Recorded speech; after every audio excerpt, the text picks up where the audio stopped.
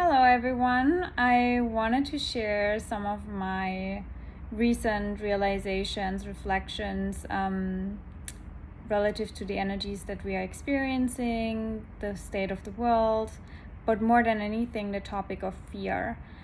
Because what I see for us collectively is that we are in a big training camp to become the master of fear. Or I want to say the manager of fear. Right? How we manage fear responses when they creep up, especially when they are being thrown at us on steroids right now, every single fucking day, from not just, the news and all of the, because even if you avoid that, there might be people triggering fear responses inside of you. So it's this big ass purging or bringing to the surface of all the fear imprints that you carry in your system. And what came to me is that we have to see our brain that causes that fear response as a big algorithm, right? So we run this algorithm, which, if you think of the algorithm, even on Instagram, what it really is, it's collecting data and information based on what you usually look at on your Instagram feed, right? And then it shows you more of that. And that's basically what is happening in the brain as well relative to fear, meaning that if you constantly engage in the fear and you tell your brain that it's valid to be afraid of that because you constantly avoid the actions that would, challenge that fear, then you show your brain, oh yeah, it's actually valid to be afraid of that, because otherwise why would you avoid it, right? Why would you avoid going there if it's not a threat? So it must be a threat because you avoid it, right? It must be a threat. And so that, it actually works, my strategy to send you these emotions that cause the fear, because it's just like, it's a deeper topic we can address in a different video, but it has a lot to do with the way your brain works, and the different parts of your brain, the amygdala being one of them, the elements in your brain that really causes that fear response. But it's not necessarily the amygdala, it's more so the amygdala sends out emotions, right? And these emotions make you perceive guilt, shame, anxiety, terror, right? Feeling out of place, feeling ungrounded, just being afraid, and all you care about is survival. And then your brain cannot think logically, properly, which, even if we look at the world right now, there are a lot of things people do right now that for someone that is not in that fear response, it does not make sense at all. It doesn't make sense at all, where we want to be like, just think logically for a second. And a lot of people have thrown that out, a lot as well, where like, it doesn't make sense that you choose to take something. It doesn't make sense that we still wear a mask. Like, it doesn't make sense. Yeah, it doesn't make sense, but people still do it because, not because they're dumb, it's because they are in that fear response and survival mode. And so I also want to share that, to have more compassion, right, with each other, instead of being like, oh, that person's just stupid and doesn't see through it, their third eye is not open enough, or whatever it is. It's not about that. It's about seeing that this person is in a state of threat, survival, fear response.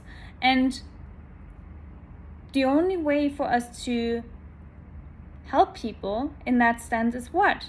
If someone is afraid, if a child is afraid, you wouldn't go to the child and be like, some parents do that, but that's a whole nother story. You wouldn't go to the child and say like, it's stupid, like, can you not think clearly, right, that it's not a threat to your survival that you react this way. I know that, many of us have been raised like that, where your emotions are being gaslit. But why do we do that to each other now, right? Why do we do that to each other now, when we should really understand that this person in front of you that is following an agenda, doesn't see through it, is just in a state of survival and threat. So the only thing that we can do really is to make them feel safer. And whatever we can do to make them feel safer will be the very cure for their anxiety, right? Because all that person wants, all everyone just wants, is to feel safe and to not feel fear. And those of us that are in this trainings camp and see through it, so to speak, we might have managed our fear response in a better way. So it's on us to help other people to manage their own fear responses and to see them in the first place, because most people they are not even aware of the fact that they are in survival mode, that it's a fear response that causes them to do certain things or to not do certain things, right? And so what this whole experiment is really inviting us to do is to learn about our fear responses, to learn about the algorithm going on in your brain, because that's why I even brought in the algorithm. Your brain is constantly scanning the environment for threats. That's what it's designed to do in a way, right? Because it's like, I just want you to survive, and I help you avoid everything that is a threat to you. Which, how do I help you do that? Well, energy and motion, so emotions, right? Because if I send you these emotions, then I can be sure that the human is actually following, the emotional wave in that sense, meaning that, if it feels unpleasant, the human is probably not following there, right? Because that's how the human has been trained. Well, then obviously I'm going to send the emotions to that human so he avoids the potential threat, because your brain thinks, that's a threat, right? And so we have to retrain, rewire our brain. That's what I say a lot, right?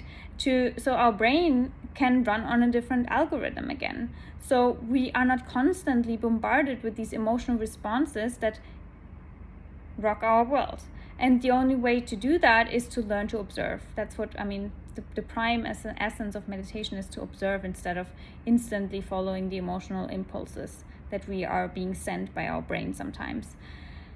And so I just wanted to send that, because this week will bring us a lot of blind spots. And just yesterday night, I sent out an email to my newsletter subscribers where I said that, it's time to take a pause and to really, really sit back into the observer state and see how you've changed. But you are not even realizing that you've changed, and you're still running on the same algorithm, right? So it's time to create a new profile. Create a new profile and change the algorithm, so you're not constantly following the same old fear responses, because it's not necessary anymore. And if that means you need to retrain your brain, do that.